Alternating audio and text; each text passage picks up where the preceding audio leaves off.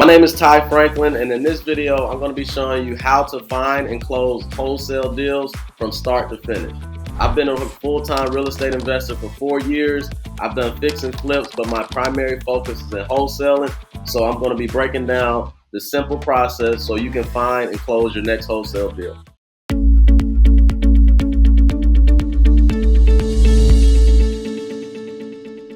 Now, when it comes to wholesale and real estate, I like to break the process down into 6 simple steps, all right? The first step is selecting a market. The next step is sourcing your data. Following that is your lead generation, the acquisitions, dispositions, or finding a cash buyer, and then finally the closing process.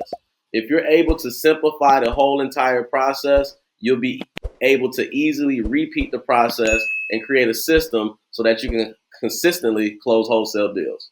And I'm going to break down and jump into each one of these steps in the next slide, so follow along. So the first step is selecting a market. And here's some tips to help you select a good market that you want to be able to wholesale in, that you can consistently close deals in. So you want to look for markets that are good rental markets. Now, a strong rental market pretty much indicates that there's a demand from buy and hold investors who are often key buyers for wholesalers. And generally, buy and hold investors, they're willing to pay a little bit more for properties versus those fix and flips investors, because those fix and flippers, they need to get the properties at such a lower discount in order to make a bigger profit. On the contrary, the buy and hold investors, they can pay a little bit more because they're holding the property for cash flow and not an equity play. The next thing is you want to look at affordable housing market, right? What the median prices are in those areas. So you want to look at areas that is affordable for retail buyers, for the middle class, quote unquote, or people that are able to qualify for these loans, right? To be able to purchase these properties. And then you want to be looking at these properties, the average median prices, where it's not too much for a cash buyer to purchase. They don't have to leverage so much capital. So those markets where the purchase prices or the asking prices of the homes are a little bit lower seem to be a little bit more beneficial for wholesalers.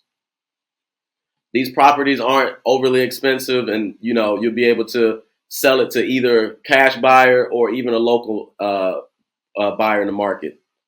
The next thing is growing population, right? Obviously, you want to be planting your flags into markets that are consistently growing, that are developing. There's building going on. There's growth there because there's a demand, right? So whenever there's a demand, there's going to be more opportunities for you to find these deals and be able to sell these deals to all these different buyers and whatnot. Next is high investor activity. Obviously, that goes into the growing population. If there's a growing population, that means there are a lot of investors that are in those markets that are investing in the area, purchasing properties, fixing and flipping, rehabbing, or just purchasing those properties to hold on to them as rentals. And those are areas that you want to be in when it comes to wholesaling real estate. Another one is don't focus on non-rural areas because there aren't many buyers in those areas. That's more of a niche area. Not to say that you won't be able to get deals out there, but it'll be a little bit more difficult to get a deal there because there aren't as many buyers out there. There's not much activity in those rural areas. And my last tip is secondary markets. Now, you have your main major cities, but what are good markets are going to be those outer skirts secondary markets right outside of those major cities, because the price points are going to be a little bit lower, but they're not going to be too much further away from those major cities, right? So about 20 to 30 miles outside of those major cities are going to be good areas or good markets for you to start in to get wholesale deals.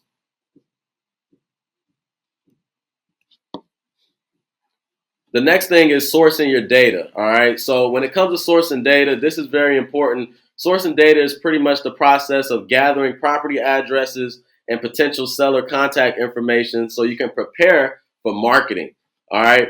And pretty much you want to start pulling lists, right? You want to start gathering lists or compiling lists and building lists of property addresses and sellers, potential sellers that you're going to market to. For me, I like to pull my list with the seller avatar or the seller profile in mind. Okay. So for example, I want to start finding high motivated people, right? So my top list I'm going to target are going to be lists that will ideally have those higher motivated type of individuals, right? Homeowners. So for example, here's some list examples or list types that you can look into that are pretty common. That you can start finding motivated sellers to close your wholesale deals. You got your pre-foreclosures. Obviously, those are people who are behind on mortgage or back taxes and their house is going to get foreclosed on. Probate or inherited properties. These are people who got these properties inherited and they may not want them anymore or don't know how to manage it or it might be a burden on them, so they might be willing to sell that property. Your absentee owners, people who do not primarily occupy the property. The properties might be vacant or it might be rented out with tenants. So, these are, tired landlords, a type profile for this potential seller. You got people who have code violations on their properties, which means the properties aren't up to code. Maybe it's busted windows, there's trash in the driveway, the grass is too high, roof is tore up, just not good in the neighborhood. So the city is putting notices on the house and things of that nature. Um, Tax delinquent, people that are behind on their taxes for the year. This ultimately leads into foreclosure. So this is a motivated seller. Fire damaged properties. Obviously, if property has been reported that there was a fire there.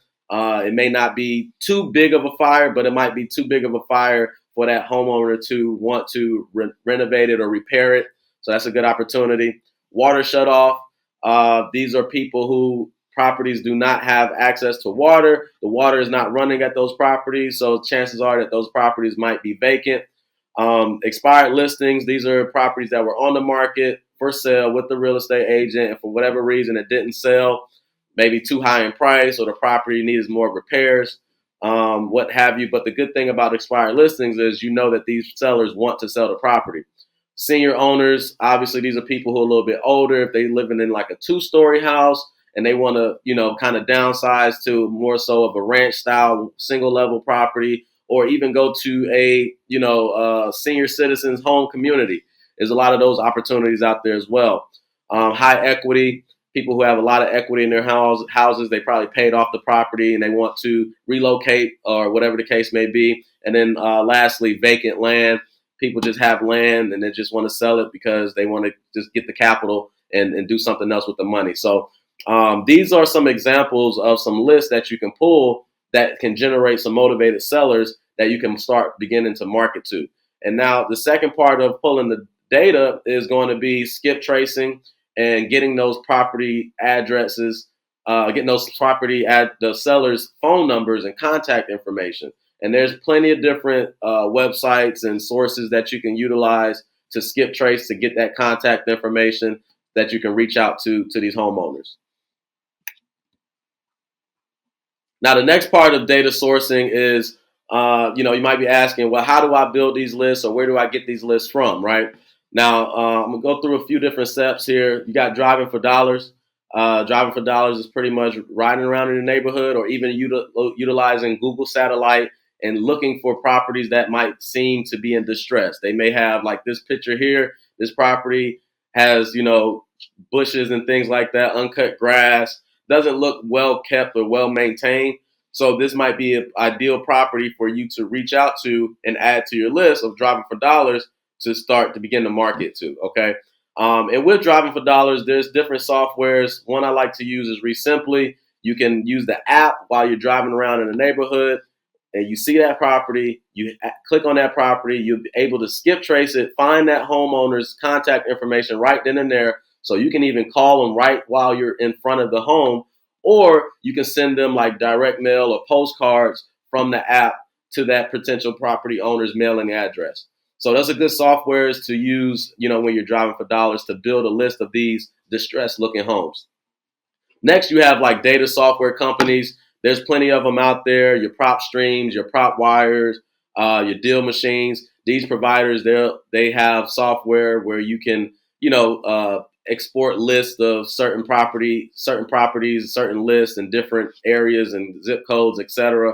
You can utilize the filters and create lists and build your lists and export them a little bit quicker than it would to be driving for dollars. You can go to the local courthouse to get records as well.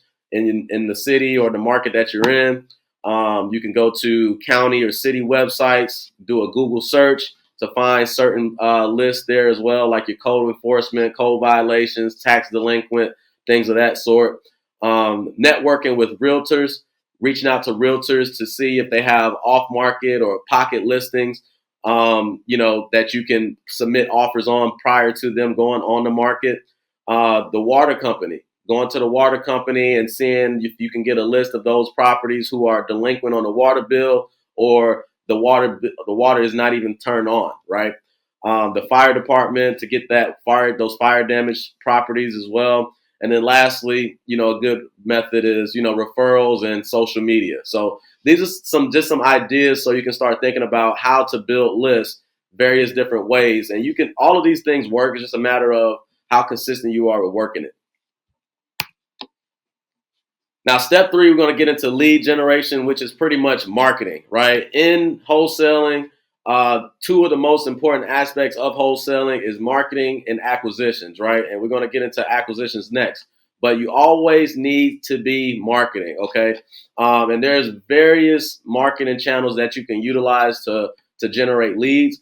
But ultimately, once you have your list skip traced and you got your list that's pulled that you want to start marketing to your target market, your target list, then you want to start marketing to that list, right? So whether you want to use cold calling or SMS, which is low cost, it's more of a proactive approach. It's a little bit intrusive, right? Those sellers may not be as motivated. It might take you a lot more effort in order to generate, qualified leads or opportunities, more calls, more messages, etc. But that's just part of the game. It works. It's just all about how consistent you are with it. Next one idea would be direct mail. These particular homeowners, if they call you back, those are ones that's going to be usually higher motivated, right? It can be a little bit costly, it's more reactive, but you can generate big profits with direct mail. Pretty much you're sending out mailers and postcards to homeowners, and if they call you back, then these people are generally more motivated and interested in selling their properties, okay? And there's softwares you can use for cold calling and direct mail. Resimply is one of the CRMs that I use. So I utilize them as well when it comes to sending out postcards, mailers, and then utilizing their dialer to make cold calls as well. You got some other ones here, pay per lead or pay per click. This is more so in regards to like Google ads. It's a little bit more expensive, but it's higher motivation, bigger profits. It's a little bit more reactive. But these people are pretty much interested in selling their property. They're reaching out to you, submitting a form online, saying that they're interested, and pretty much, higher motivated, right? Now, not every lead is going to be a great lead because of price and circumstance or whatever, but these are good opportunities to generate qualified opportunities and generate leads. And you have another one that works as well is door knocking. This works well for those people who are difficult to get on the phone, whether you're calling or texting or even mailing. Primarily, this works for those pre-foreclosure opportunities. I've seen a lot of success there when you go up to their door, knock on the door, and ask if they're interested in selling or if there's anything you can do to help them out in their situation. This one takes a little bit more time, low cost, more proactive, but it's very effective as well. Next step is acquisitions. Acquisitions is, like I said, you have 2 important parts that I like to say. That's marketing and acquisitions. If you're not marketing to enough opportunities, you're not going to generate enough leads. And if you're not doing the acquisitions, you're not going to get any contracts. So those 2 work hand in hand. You can't have one without the other. So, let's talk about acquisitions a little bit. That involves qualifying leads, following up with these leads, and making offers to these leads. And we're going to get into those 3 pieces here second. So the first thing is qualifying leads, right? Whenever you're marketing to these opportunities and a seller raises their hands and say, yes, I'm interested in selling. Yes, I'm interested in the offer. You want to make sure that you qualify these opportunities, right? To see if it's a good fit for you to make an offer. So here are a few questions that I like to ask when it comes to qualifying these leads and checking off and making sure that this lead is is a good fit for us to get an offer. One, are you the owner of the property? If they're the owner of the property, great. Two, how soon are you looking to sell? If they're looking to sell this property in the next 2-3 months, great. If they're looking to sell in the next year or two, well, I'm not going to spend so much time on this particular opportunity, right? So the timeline is very important. Number three, why are you considering selling at this time? I want to understand what's the reason behind them selling, what's their motivation, so I can be able to provide value with the benefits of my offer when I'm getting ready to make my offer, right? So I want to understand that motivation. I want to understand that pain point and see how we can solve the problem that they are having.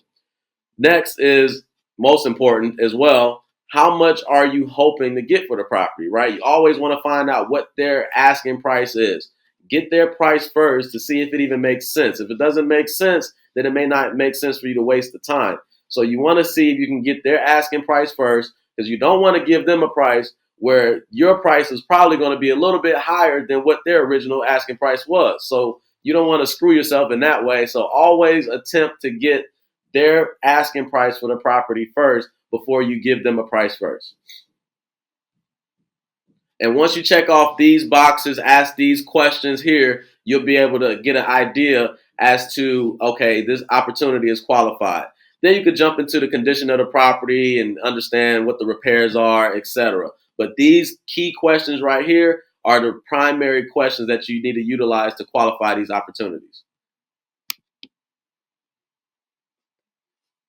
The next step, the fortune is in the follow up. Follow up, follow up, follow up. All right. So the first thing in following up, a lot of times you're not going to get a deal on the first call or the second conversation or even the third conversation. It's going to require you to make consistent calls over time. So your follow up system or your follow up process needs to be on point when it comes to this.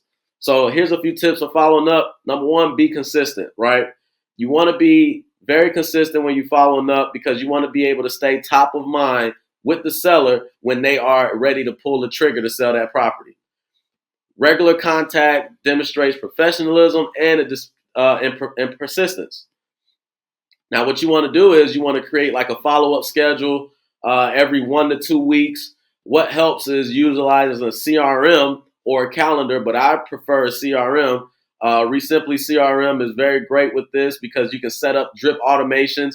That way it sets up tasks and sends emails and text messages automatically. That way, while you're focusing on other things, you're automatically touching that particular lead and keeping that lead top of your mind while you're doing other things in the business and focusing on other leads as well. So utilizing that drip automation will help you be able to be consistent with your follow-up and don't allow anything to slip through the cracks.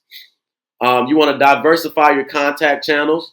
So, if a seller is non-responsive to calls, then you might want to utilize text messaging. If they're non-responsive to text messaging, you might want to utilize email. If they're not responsive to email, you might want to use direct mail or door knocking. So you want to utilize different contact methods to get in touch with these sellers when you're following up. Find out which one works best for the seller, which one you're getting a better response with, and then that's going to be the method or the contact method that you're going to be utilizing going forward. Next thing is you want to provide value, right? Whenever you're having a conversation with the seller and you're making your follow-up call, you want to make sure that you're not making the seller feel pressured for a sale, but you want to provide some value, right? Understanding what the seller's situation is. That way you can help provide value by being a problem solver for that particular situation, right, that the seller is in. Next thing is asking the right questions, right? Obviously, you want to ask the right questions so you can understand the seller's needs, understand the motivation. That goes back into providing the value, right? By asking the right questions, you can understand, what value, what solutions that you can offer to the seller. Also asking the right questions such as, well, has anything changed since, since the last time we spoke? Or what challenges are you currently facing with your property, right? So these type of questions keep the conversation going. So you not just calling, just saying, hey, are you ready to sell yet, right? You need to have a plan when you're calling these leads and making your follow-up. And then lastly is create urgency, right? You always want to create urgency because you don't want to allow these sellers to believe that they can take as much time as they want. And they really can, but you want to make sure that you're creating urgency that, hey, I'm looking at other properties, just want to make sure that you're ready to make a decision. The prices change every single day. So I want to make sure that we set aside these funds for your particular property, things along those lines. So you just want to add a sense of urgency to what your offer is or making your offer, so you can kind of nudge the seller a little bit to make a decision a little bit sooner rather than later. And then lastly, you want to make more offers. It's all about the amount of offers you get. If you're not making offers every single day, or if you're not making offers consistently, you're selling yourself short because you're not going to give yourself opportunities to get contracts. You have to make offers in order to get contracts. In order to get deals, you got to get contracts. So it's offers, contracts, deals. That's how it works. So the more offers you make, the more contracts you get, the more deals you can close. So you have to be consistent.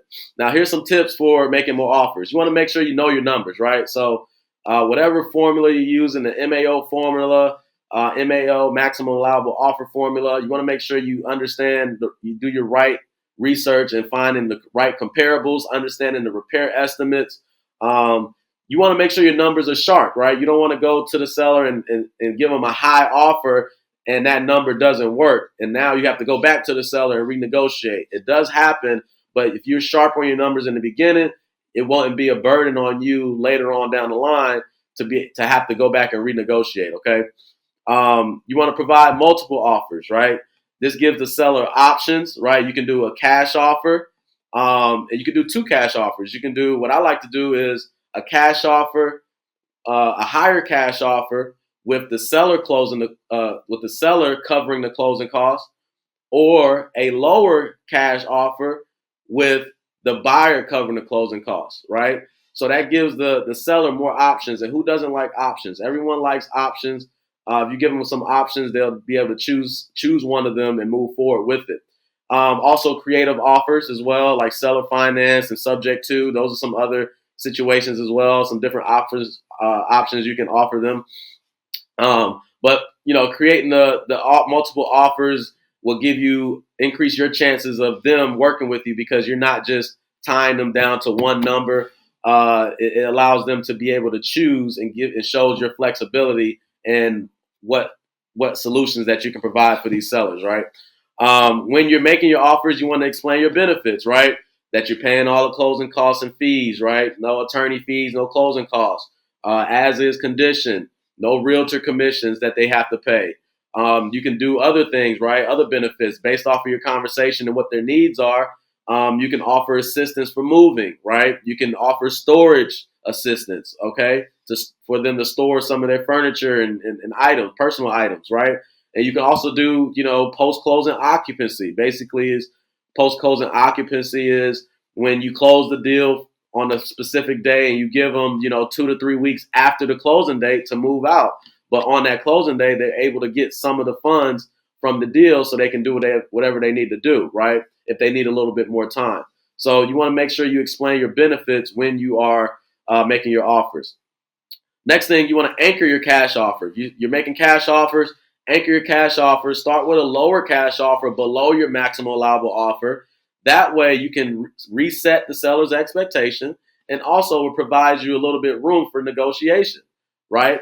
If you need to negotiate. So a lot of times people want to negotiate, sellers want to negotiate, and you want them to have the feeling that they won, right? So whenever you're able to anchor your offer lower, you reset their expectation, and then they come in at a little bit higher than that, and you can have the opportunity to meet in the middle to make them feel like they won the deal, okay? Next thing, obviously, you want to establish trust.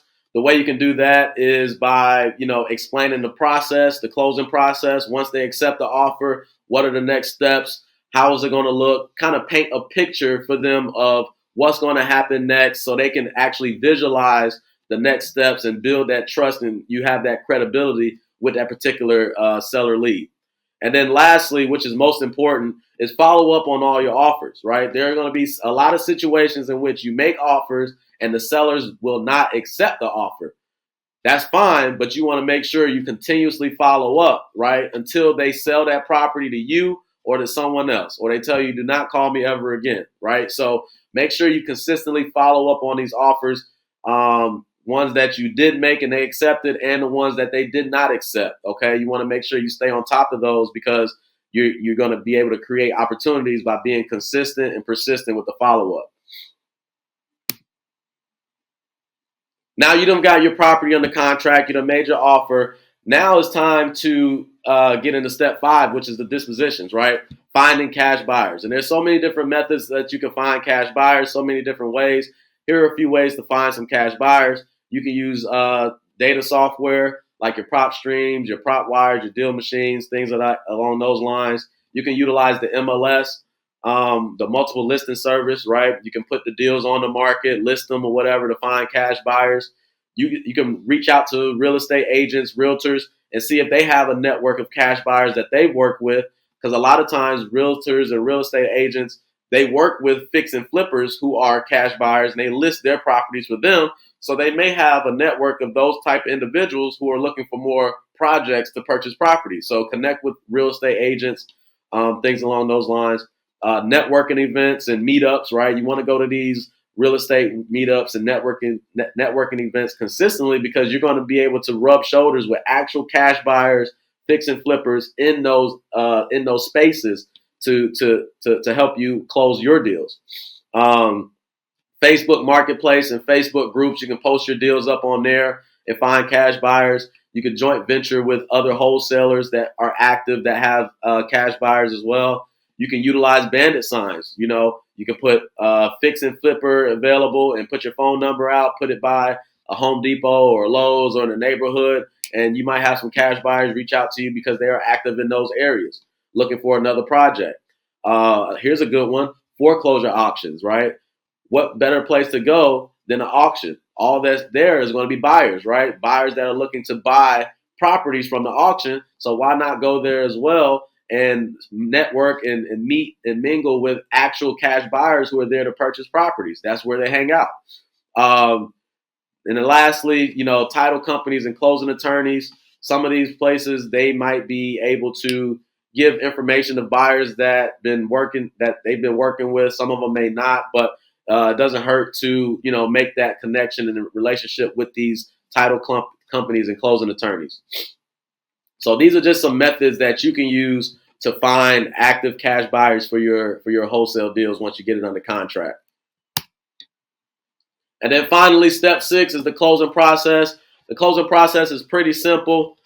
Typically, closing a wholesale deal can take as quickly as a week to as long as who knows what, depending on what's going on with the title and the payoff and all that. But pretty much you want to start the title search. Pretty much starting the title search is you have your purchase and sales agreement. You have your assignment agreement between you and the buyer. So you take those 2 contracts and those 2 agreements, you send it over to a reputable closing attorney, investor-friendly closing attorney, or title company to start the title search. Once they start the title search, you want to make sure you follow up with the title company, right? You want to follow up on that title just to make sure there's no issues or any delays. I typically like to follow up every 1 to 2 weeks just to see what's going on. Once the title is cleared out, they're going to confirm a closing date. You confirm that closing date, confirm that time, and you communicate with the seller and you communicate with the buyer so they are all on the same page as far as showing up to closing. And then lastly, you close the deal. And that's pretty much the 6 steps in, you know, closing a wholesale deal from start to finish. You just repeat that process over and over and over again, and you'll be able to, you know, close deals more consistently. So I hope you guys found this video very valuable and helpful. And I look forward to speaking to you guys on the next one.